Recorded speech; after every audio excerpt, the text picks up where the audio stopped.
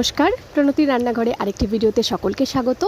তো প্রত্যেক দিনের এই একঘেয়ে মাছের ঝোল খেতে আর ইচ্ছে করলো না, তো যেমন ভাবা তেমন কাজ। আজকে বানাবো সর্ষে পোস্ত বাটা দিয়ে রুই মাছের ঝাল। তো রুই মাছগুলো সবার আগে নুন হলুদ মাখিয়ে তেল গরম করে ভালোভাবে ভেজে তুলে নিয়েছি। এদিকে একটা মশলার পেস্ট বানিয়ে নিয়েছি, সর্ষে এবং পোস্ত, কাঁচা লঙ্কা পরে অ্যাড করেছিলাম আমি। তারপরে কড়াইতে তেল গরম করে তার মধ্যে কালো জিরে ফোড়ন দিয়ে দিয়েছি পেঁয়াজগুলো লাল লাল করে ভেজে নেব।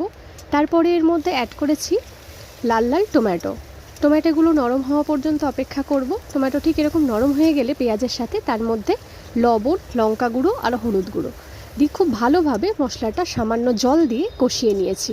সর্ষে পোস্ত বাটাতে খুব একটা বেশি মশলা দেওয়া লাগে না, তো এরকম তেল ছাড়লে তারপরে দিয়ে দিয়েছি তার মধ্যে পোস্ত, সর্ষে আর কাঁচা লঙ্কার বাটাটা।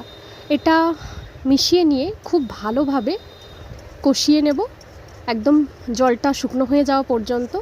জলটা খুব ভালোভাবে শুকিয়ে এলে এরকম তার মধ্যে দিয়ে দেব পরিমাণ মতো জল। ঠিক যতটা গ্রেভি রাখবো ততটুকু পরিমাণই জল দেব।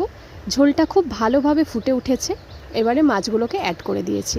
ব্যাস, আরও কিছুক্ষণ ফুটিয়ে নিয়ে ওপর থেকে একটু ধনেপাতা কুচি ছড়িয়ে দিয়ে নামালে আরও বেশি ভালো লাগে। আমার কাছে ছিল না তাই দিইনি। ভিডিওটি কেমন লাগলো অবশ্যই কমেন্ট করে জানাবেন। যদি ফেসবুক থেকে দেখেন তাহলে পেজটিকে ফলো এবং ইউটিউব থেকে দেখলে চ্যানেলটিকে সাবস্ক্রাইব করার অনুরোধ রইল।